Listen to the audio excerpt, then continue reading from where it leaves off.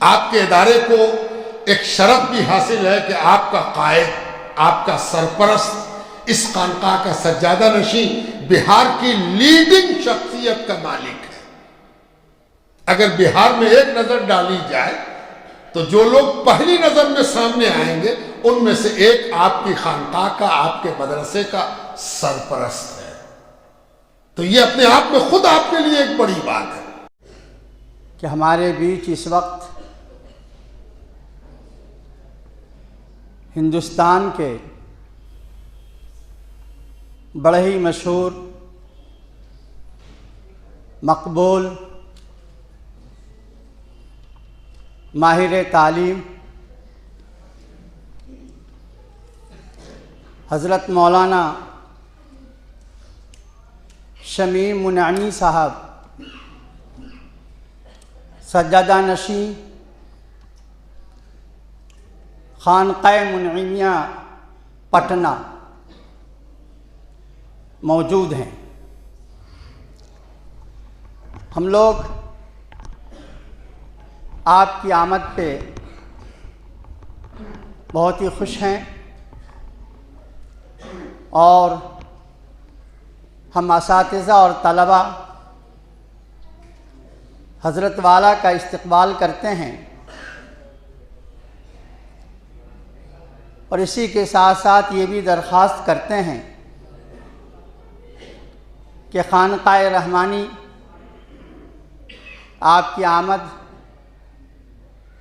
بار بار ہو، یہ ہمارے لیے خوش نصیبی کی بات ہوگی۔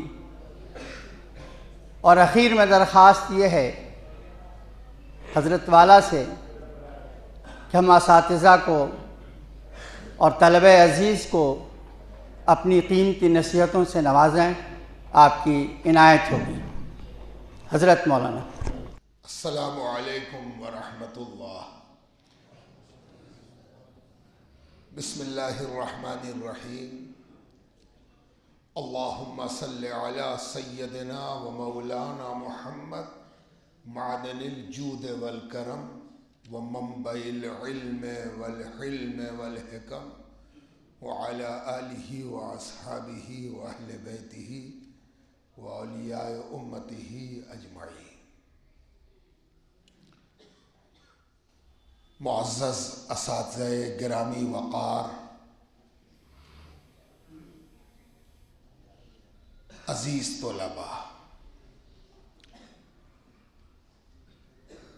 طلباء سے میرا واسطہ شب و روز کا ہے، اس لیے کہ ایک مسلمان مہد سے لحد تک طالب علم ہوتا ہے۔ دوسرے یہ کہ میں یونیورسٹی میں پڑھاتا ہوں، تو دن رات طلباء کے ساتھ میرا تعلق ہے، اور مجھے طلباء سے کوئی وحشت نہیں، اور نہ میں کچھ ایسا کرتا ہوں کہ طلباء مجھ سے وحشت زدہ ہوں۔ آپ سوچ رہے ہوں گے کہ میں کسی پروگرام کے تحت آیا، دفعتاً آ گیا، غلطی سے آ گیا، کیسے آ گیا؟ تو آپ کو سن کے حیرت ہوگی کہ میرے آنے کا معاملہ رات تک مجھے بھی نہیں معلوم تھا۔ دیر رات گئے ایک واٹس اپ میسج آیا، اور اس میسج میں بھیجنے والے نے اس خانقاہ کے کتب خانے، لائبریری کے مخطوطات کی فہرست کے چند ورق شیئر کیے۔ 11 بجے رات کے بعد مجھے موقع ملا کہ میں ذرا دیکھوں، کچھ میسج آیا ہو تو دیکھ لوں۔ وہ میسج میں نے کھولا تو دیکھا کہ خانقاہ رحمانیہ کی لائبریری کے شعبہ مخطوطات کی فہرست کے چند اوراق میرے سامنے ہیں۔ ان میں چند کتابوں کا نام تھا۔ ان کتابوں نے مجھے عجیب سے جنون میں مبتلا کیا۔ شوق میں مبتلا کیا، وجدان میں مبتلا کیا، ایک عجیب سی بے چینی، اضطرار، جو کسی چیز کے حاصل کرنے کے لیے، کسی چیز کی زیارت کرنے کے لیے، کسی چیز سے لذت لینے کے لیے، کسی چیز کا لمس حاصل کرنے کے لیے، کسی چیز کا قرب حاصل کرنے کے لیے انسان کے اندر اضطراری طور پر پیدا ہوتی ہے، وہ کتاب کے لیے پیدا ہوئی، وہ علم کے لیے پیدا ہوئی، وہ نالج کے لیے پیدا ہوئی، وہ گیان کے لیے پیدا ہوئی۔ اور میں نے فوراً ان کو لکھا کہ کیا اس کتب خانے کے ذمہ داروں سے آپ کا رابطہ ہے؟ اگر میں چاہوں کہ ان چیزوں کو دیکھ سکوں تو یہ ممکن ہے؟ انہوں نے کہا بالکل، آسانی سے۔ تو میرا دل خوش ہوا، اس لیے کہ میں آپ سے بتاؤں کہ جب آپ کسی کی لائبریری سے استفادہ کرنا چاہیے گا تو سرکاری لائبریری ہو یا ذاتی لائبریری ہو، کسی ادارے کی لائبریری ہو یا کسی آدمی کا ذخیرہ ہو، بیسیوں نخروں سے واسطہ پڑے گا۔ کبھی تو کہا جائے گا کبھی وقت نہیں ہوا، کبھی کہا جائے گا آج دیکھنے کا دن نہیں ہے، کبھی کہا جائے گا ان چیزوں کو نکالنے میں بہت جھنجھٹ ہے، ابھی اسٹاف نہیں ہے، بیسیوں بہانے ہیں۔ لیکن اس کتب خانے کی یہ خوبی واٹس اپ کرنے والے نے مجھ کو بتائی، اور وہ کون تھے؟ مولانا نعمت ندوی صاحب، اللہ ان کو سلامت رکھے۔ انہوں نے مجھ سے کہا کہ بڑی آسانی سے آئے، کس کو بھیجیے گا؟ میں نے کہا کہ انگریزی میں ایک چیز ہوتی ہے پاور ڈیلیگیشن، ڈی ایم کہیں نہیں جا پاتا تو وہ اے ڈی ایم کو پاور ڈیلیگیٹ کرتا ہے کہ تم چلے جاؤ میری جگہ پر، نائب بنانا۔ میں جو کام نہ کر سکا میں نائب بناتا ہوں، تم جا کے کر لو، میری نیابت میں یہ کام کر لو۔ تو میں نے کہا کہ جنون کا نائب نہیں ہوتا،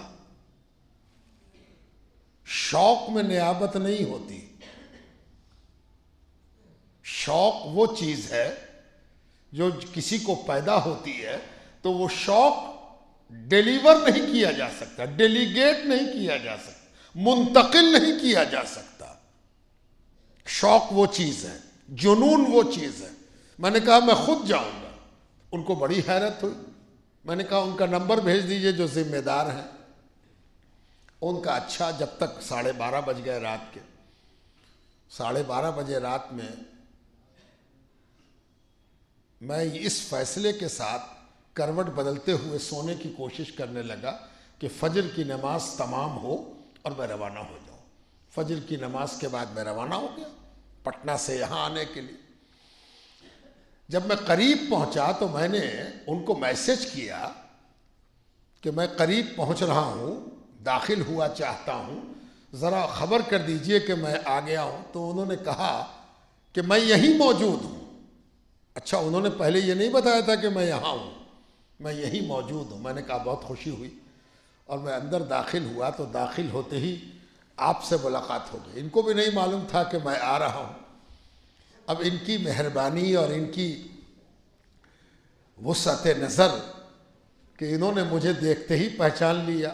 آپ میں سے کوئی نہ پہچانتا ہوگا مجھ کو، لیکن ان کی لیاقت اور ان کی ذرہ نوازی دیکھیے کہ یہ ذروں کو بھی پہچانتے ہیں۔ انہوں نے فوراً پہچان لیا۔ ارے آپ کیسے، آپ نے کیسے آئے، خبر نہیں کیا؟ میں نے کہا بھائی جنون لے کے آ گیا ہے، شوق اٹھا لایا ہے، شوق کے پر سوار ہو کر میں بے پر کا آ گیا ہوں۔ اس کے بعد سے میں مسلسل اس ادارے کو دیکھ رہا ہوں، اور مجھے یہ شرف حاصل ہو رہا ہے کہ آپ جیسی نئی فصل کو، جس میں نئی کوپل ہے، نیا پھول ہے، نیا پھل ہے، نیا خوشا ہے، اس کی زیارت کر رہا ہوں۔ آپ جانتے ہیں کہ احادیث کریمہ میں طلباء علم کے لیے کیا کیا فضیلتیں بیان کی گئی ہیں، اور ان فضیلتوں کا نچوڑ یہ ہے کہ جنگ کرنے والی وہ فوج جو اپنے تن بدن جسم و جان کی بازی لگاتی ہے، اس پر بھی اس جماعت کو فضیلت ہے جو حصول علم کے لیے سفر کرتی ہے، اپنا وقت لگاتی ہے۔ تو آپ وہ ہیں، فرشتے آپ کے لیے پر بچھاتے ہیں، تو ہم تو وہ ہیں جو آپ کی زیارت کو اپنے لیے سعادت اور اپنے لیے خوش بختی اور اپنے لیے حصول ثواب اور حصول اجر کا باعث سمجھتے ہیں۔ میں ایک خانقاہ سے آیا ہوں، آپ ایک خانقاہ میں بیٹھے ہیں۔ خانقاہ کیا ہے؟ مسجد ہوتی ہے، مدرسہ ہوتا ہے، یہ خانقاہ کیا ہے؟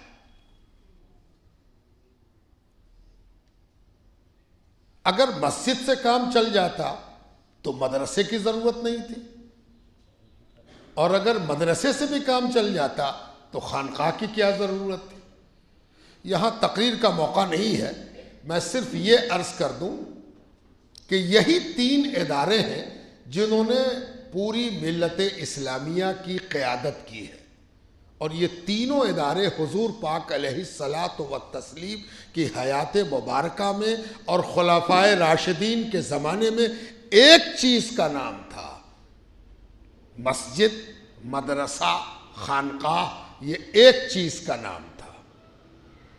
خلفائے راشدین کے بعد اس میں بٹوارا ہو گیا، تقسیم ہو گئی، سیاست نے مسجد کو الگ کر دیا، مدرسہ الگ کر دیا، خانقاہ الگ ہو گئی، ورنہ حضور پاک علیہ السلام یہی عبادت کرا دیتے تھے، یہی عبادت سکھا دیتے تھے، اور یہی عبادت میں اخلاص پیدا کرا دیتے تھے۔ عبادت مسجد، عبادت کا طریقہ سکھانا مدرسہ، اور عبادت میں اخلاص خانقاہ۔ یہ سمیٹ کر میں نے گویا ایک قطرے میں لا دیا ہے، کبھی وقت رہے گا تو اس پر گفتگو کریں گے۔ ادارہ دیکھ کر بے حد خوشی ہوئی، آپ کی ترتیب، آپ کی تہذیب، آپ کا تواضع، آپ کا شغف، بھری ہوئی مسجد۔ ترمذی شریف کا کلاس چل رہا تھا، صف کے اندر میں داخل ہوا تو میں نے دیکھا کہ کوئی گوشہ خالی نہیں ہے، طلباء سٹ کر ایسے بیٹھے ہیں جیسے سیسا پلائی ہوئی دیوار ہو، اور سب کے سب حصول علم میں اپنے آپ کو چاق و چوبند کیے ہوئے ہیں۔ استاد محترم ترمذی شریف کا درس دے رہے ہیں، دل خوش ہو گیا دیکھ کر، اور ابھی یہاں دیکھ کر اور دل خوش ہوا۔ ایک چکر حضرت نے لگایا، مجھ کو گھمایا، تو گردش کرتے ہوئے میں نے محسوس کیا کہ اچھی قیادت، روشن قیادت جب کسی ادارے کو لے کر آگے بڑھتی ہے تو اس کی حسن قیادت ادارے کے ہر گوشے سے نمایاں ہوتی ہے۔ ماشاءاللہ آپ خوش قسمت ہیں کہ ایک اچھے، صحت مند، معتبر، مستند ادارے سے آپ کی وابستگی ہے۔ میں جس خانقاہ سے آیا ہوں وہ 300 سال پرانی ہے۔ اس کی بنا مخدوم محمد منعم پاکباز نام کے ایک بڑے محدث، ایک بڑے صوفی، ایک بڑے فقیہ اور ایک بڑے عارف ربانی نے ڈالی تھی۔ وہ ایک ایسے استاد تھے، مرشد تھے، کہ جب وہ حدیث پڑھاتے تو روایت پڑھاتے، عنعنہ پڑھاتے، اعراب بتاتے، لغوی تحقیق بتاتے، حضور پاک علیہ السلام کا عمل بتاتے، صحابہ کی تشریح اور توضیح بتاتے، اور اگر دیکھتے کہ طالب علم کو ابھی بھی اشکال باقی ہے، ظاہر ہے کہ طلب علم میں طالب علم وہی ہوتا ہے جس کے دل میں سبق کے بارے میں سوال اٹھے، پرشن پیدا ہو۔ اگر پرشن پیدا نہیں ہوا تب تو بہت مشکل ہے۔ میں جن سے حدیث پڑھتا تھا، میرے استاد اللہ ان کو غریق رحمت کرے، جب ہم لوگ صرف سنتے تھے تو میرے استاد پڑھاتے پڑھاتے رک جاتے اور پوچھتے کہ کیا تم نے ہمیں پاگل سمجھا ہے؟ میں پاگل ہوں؟ میں دیوانہ ہوں؟ تو میں کہتا حضور کبھی کسی خیال کے کسی گوشے میں بھی یہ بات نہ آئی ہوگی؟ آپ تو میرے استاد ہیں، آپ کے بارے میں ایسا گمان کیوں کریں گے؟ تو استاد کہتے تم نے کوئی سوال نہیں پوچھا، تم نے کوئی اشکال پیدا نہیں کیا، تم نے کوئی شک پیدا نہیں کیا۔ تو یہ تو دیوانے کے ساتھ ہوتا ہے کہ دیوانہ جو بک رہا بکے جا رہا، کیوں ٹوکے ہم یہ دیوانہ ہے؟ طالب علم تو وہی ہے کہ وہ استاد کی بتائی ہوئی راہ پر چلے اور ڈگمگائے، اور ڈگمگا کر استاد کی طرف دیکھے کہ کاش استاد پکڑ کر میری ڈگمگاہٹ کو گرنے سے بچا لے۔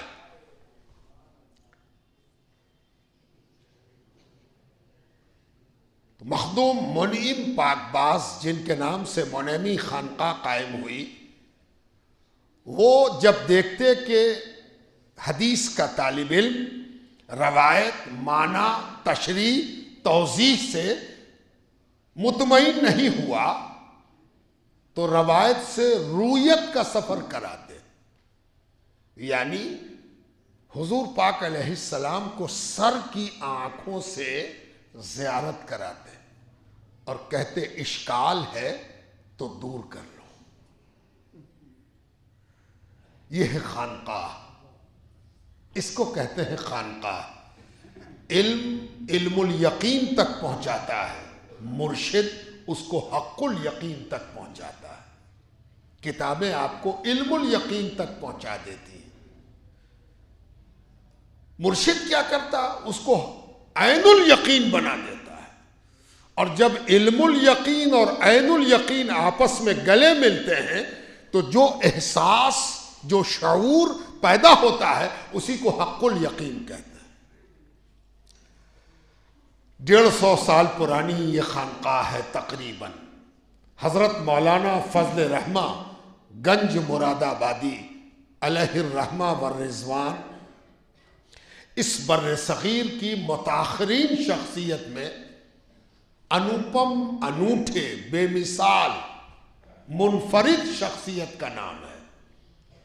وہ حدیث پاک سے ان کا شغف، حدیث کے متن سے اور حدیث کے مفاہیم اور معانی سے مولانا فضل رحمان کا تعلق والہانہ تھا، مجنونانہ تھا، معشوقانہ تھا۔ وہ ہے مولانا فضل رحمان۔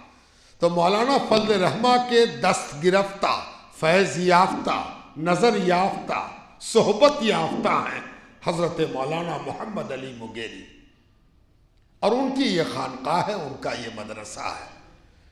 اور آپ کو سمجھنا چاہیے کہ آپ حدیث کے اس گلستان میں داخل ہوئے ہیں جو حدیث کے عاشقوں کا گلستان ہے۔ اس لیے آپ کو بہت شرف کا احساس ہونا چاہیے۔ اب نصیحت کے 2 جملے۔ سب سے اچھا طالب علم وہ ہوتا ہے جو گھنٹی کے اعتبار سے تیار ہو۔ حدیث کی گھنٹی میں فقہ کی کتاب کھول لے، فقہ کی نوٹ بک کھول لے تو کہا جائے گا کہ سو رہے ہو کیا؟ حدیث کی گھنٹی ہے، فقہ کی کتاب کھولے ہوئے، کہیں گے کہ نہیں آپ نے بھی مجھ کو دیوانہ سمجھا ہے؟ نہیں نا، ایسا تو نہیں۔ تو اس قدر خاموش رہیے گا تب تو ہم پڑھا چکے۔ ہم نے آپ سے کہا کہ ہم آپ ہی میں سے ہیں، ہم پڑھاتے ہیں، روز پڑھاتے ہیں۔ آپ ہی کی چیز پڑھاتے ہیں، اسلامک اسٹڈیز پڑھاتے ہیں، عربی پڑھاتے ہیں، فرق یہ ہے کہ ہم یونیورسٹی میں پڑھاتے ہیں، لیکن پڑھا تو آپ کے طرح ہے۔ اس لیے ہم سے آپ فیملیئر ہوئیے، ہم سے آپ تھوڑا گھلیے ملیے، نہیں تو ایسا ہو جائے گا کہ ہم تو ایسی چینی لائے ہیں جو گھل ہی نہیں رہی، تو بعد میں کہا جائے گا کہ یہ تو چینی ہے ہی نہیں، یہ تو چینی کے نام پر چینی سے مشابہ ہے نا۔ اس لیے ہم سے اگر آپ دوری بنائیے گا تب تو ہم، استاد کی موت ہے شاگرد کا دور ہونا، اور شاگرد کی زندگی ہے استاد سے قریب ہونا، ہے نا۔ اس لیے ہم سے آپ تعلق اپنا قائم کیجئے، ہم آپ سے تعلق قائم کر رہے ہیں، ہم آپ سے قریب ہونا چاہتے ہیں، ہے نا۔ ہم کو شرف بخشیے اپنی قربت کا، ہم کو نزدیک کیجئے، ہے نا۔ ایک استاد کے بارے میں ہندوستان کے میں نے پڑھا کہ کوئی طالب علم اگر ان کے کلاس میں نہیں آتا تو دوسرے روز اس سے کہتے کہ ہم سے کیا غلطی ہو گئی کہ تم میرا راستہ بھول گئے؟ کون سی غلطی ہم سے ہو گئی کہ تم کل میرا چہرہ دیکھنا تم کو گوارا نہ ہوا؟ اب شاگرد شرم سے ڈوب جاتا، نہیں حضور ایسی بات نہیں ہے، یہ نہیں ہے، وہ نہیں ہے۔ یعنی استاد کے اندر چمبکیے، ہے نا، گریوٹی ہونی چاہیے، ایک انمول کشش ہونی چاہیے، ہے نا۔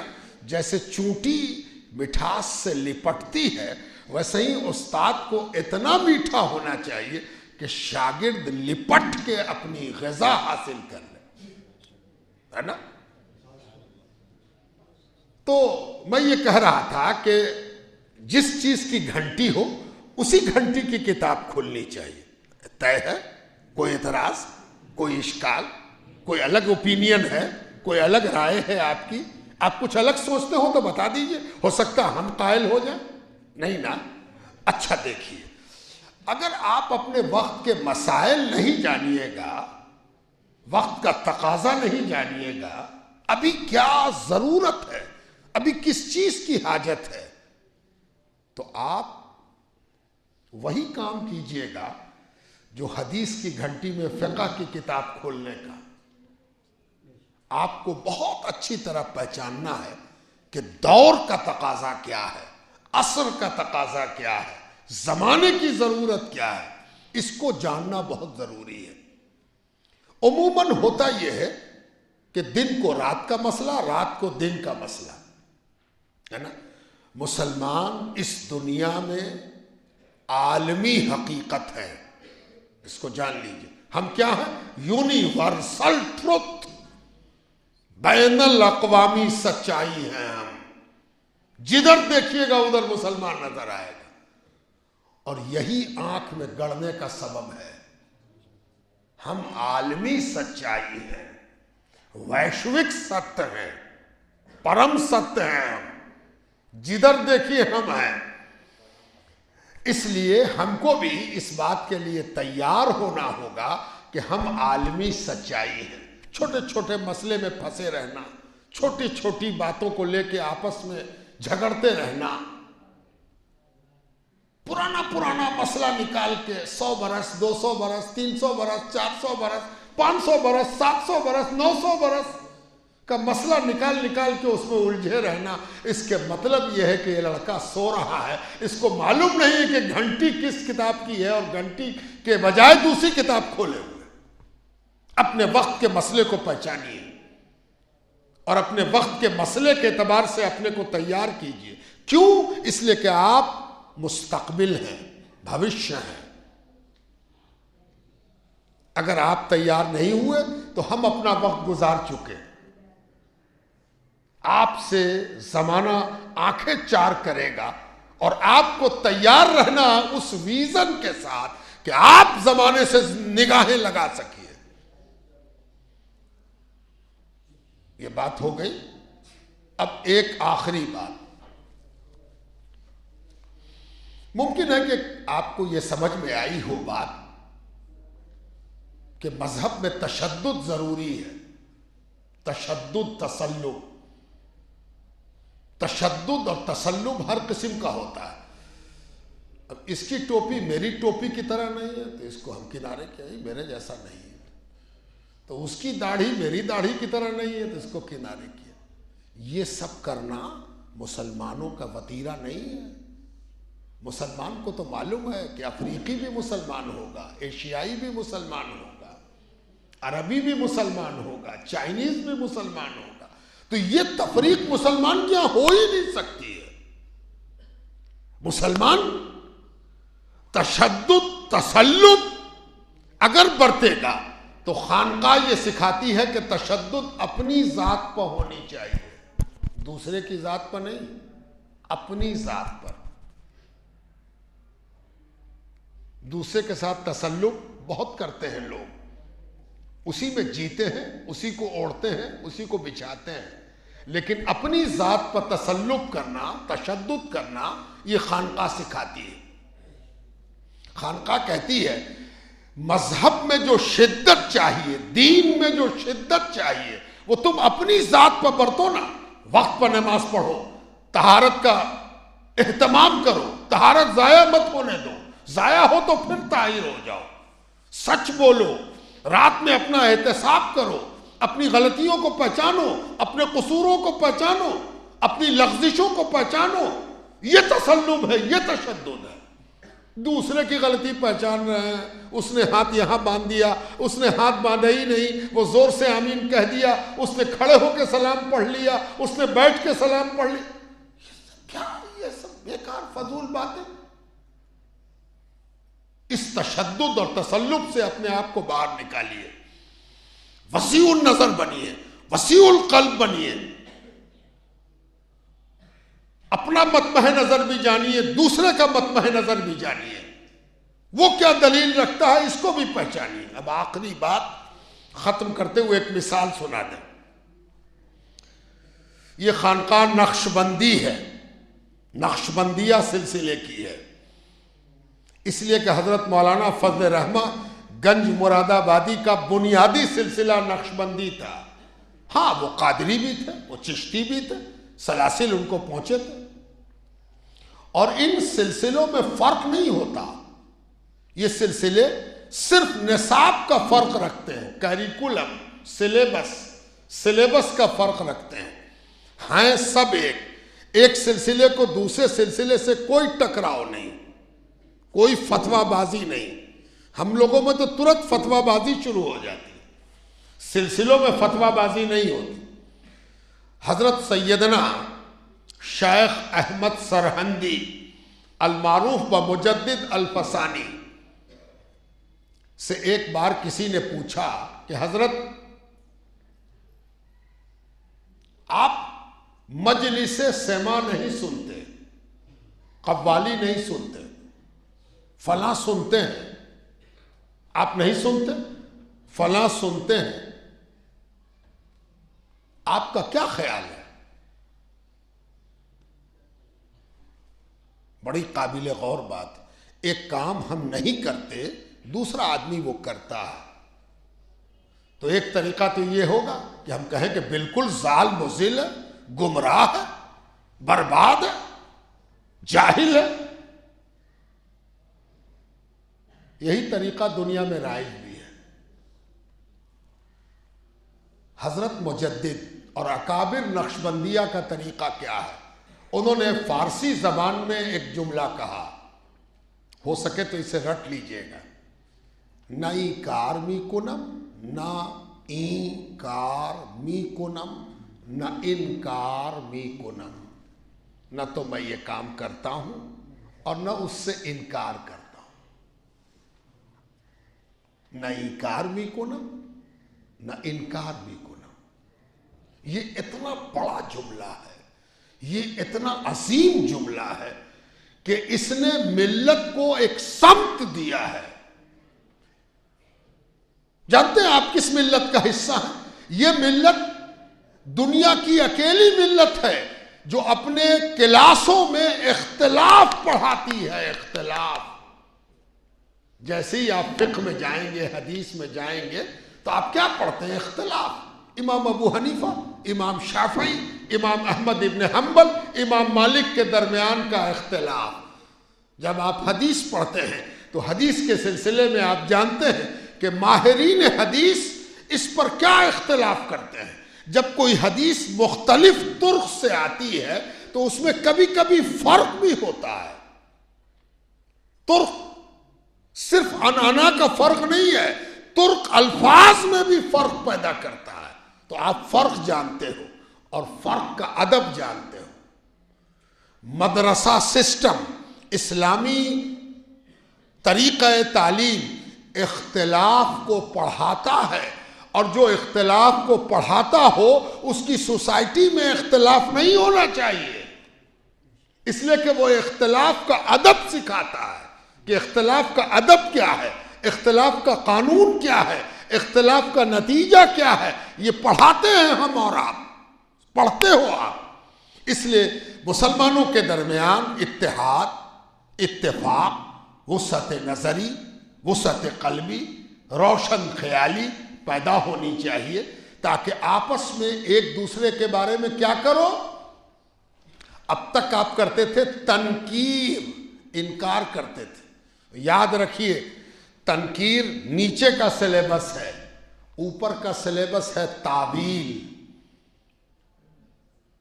نیچے کلاس میں تنکیر سیکھتا ہے آدمی، اور جب بالغ کلاس میں پہنچتا ہے تو کیا سیکھتا ہے؟ تعویل. مسلمانوں کو ایک دوسرے کے بارے میں بدگمان نہیں ہونا چاہیے، اس کے عمل کی تعویل کرنی چاہیے. اور جس دن مسلمان ایک دوسرے کے بارے میں بدگمانی چھوڑ دیں گے، آپ کل بھی دنیا کی اچھائی تھے، آج بھی دنیا کی اچھائی ہے. اس بہترین ادارے کا فائدہ اٹھائیے، وسعت نظری پیدا کیجیے، وسعت قلبی پیدا کیجیے. آپ کے ادارے کو ایک شرف بھی حاصل ہے کہ آپ کا قائد، آپ کا سرپرست اس خانقاہ کا سجادہ نشین بہار کی لیڈنگ شخصیت کا مالک ہے. اگر بہار میں ایک نظر ڈالی جائے تو جو لوگ پہلی نظر میں سامنے آئیں گے ان میں سے ایک آپ کی خانقاہ کا، آپ کے مدرسے کا سرپرست ہے. تو یہ اپنے آپ میں خود آپ کے لیے ایک بڑی بات ہے.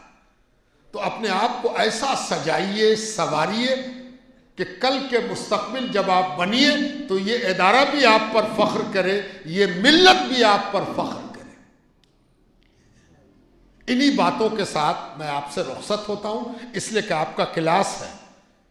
ایک تو آپ کا سبجیکٹ ہم سے جھگڑے گا، دوسرے آپ کا ٹیچر بھی میری طرف خشمگی نگاہوں سے دیکھے گا، کلاس میرا اور لیں یہ کلاس. اور پھر ہم دوسرے کے حصے میں دخل دینا مناسب نہیں سمجھتے. ہم لوگ تو بڑی چابک دستی سے اپنے کلاس کو گھڑی دیکھ کے باہر نکل جاتے ہیں اور دروازے پر کھڑے ہوئے دوسرے استاد سے کہتے ہیں مرحبا، آپ کا کلاس ہے، آپ جانیے. بہت اچھا لگا، بہت خوشی ہوئی. اللہ آپ سب کو سلامت رکھے. آئیے دعا بھی کر لیں. بسم اللہ الرحمن الرحیم. الحمدللہ رب العالمین، والصلاة والسلام علی سید المرسلین وعلی آلہ وصحبہ اجمعین. پروردگارہ اللہ تیرے گھر میں بیٹھے ہیں، تیری عبادت کر کے بیٹھے ہیں اور اس کو بھی عبادت سمجھتے ہیں. نصیحت بھی عبادت ہے، اس لیے کہ دین نصیحت کو کہتے ہیں. دین نصیحت ہے. اے اللہ پاک، یہ تیرے دین کا مستقبل ہے، سامنے موجود ہے، اس کے ہاتھ تیرے آگے اٹھے ہوئے ہیں. اے اللہ، اس کے ہر فرد کی ہر بلا سے، ہر مصیبت سے، ہر لغزش سے، ہر خطا سے حفاظت فرما. ان کے دلوں کو کشادہ فرما، ان کے سبق کے حافظے کو آسان فرما، اور ان کے علم کے حصول کے نشانے کو مکمل فرما. اے اللہ پاک، یہ مخلصین کی جماعت ہے، اس کو تو ابھی گناہ چھو بھی نہیں گیا ہے. اے اللہ پاک، ان کے طفیل ہم کو بخش دے. اے اللہ پاک، ان پر اپنی رحمت نازل فرما اور ان کو دین کا روشن مستقبل بنا. اللہ پاک، ان کے والدین کی، ان کے استاد کی، ان کے مدرسے کی، ان کی سوسائٹی کی امیدیں ان سے بخوبی پوری ہو. اے اللہ پاک، ان کو ہر بلا و مصیبت سے محفوظ و مامون رکھ. وصلی اللہ تعالی علی خیر خلقہ و نور عرشہ سیدنا و مولانا محمد وعلی آلہ و اصحابہ وذریاتہ وازواجہ واہل بیتہ واولیاء امتہ اجمعین برحمتک یا ارحم الراحمین۔